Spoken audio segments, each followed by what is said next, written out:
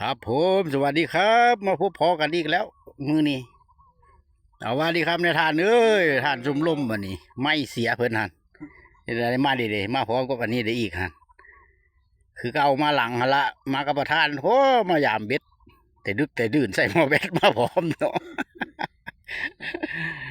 เอา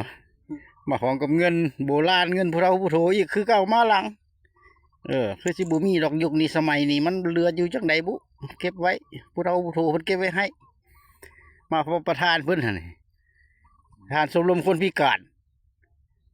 พิการทางใดวะที่ทางกล้องเสียงทางไม่บดี เออ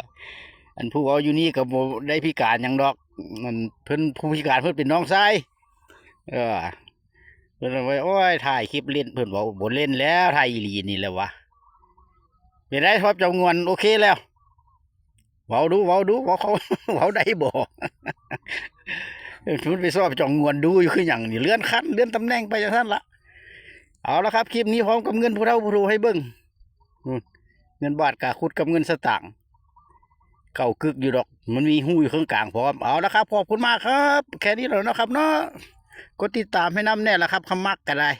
อยู่ดีมีแห้งอากาศเปลี่ยนดูแลสุขภาพร่างกายนะครับเด้อครับผมสวัสดีครับ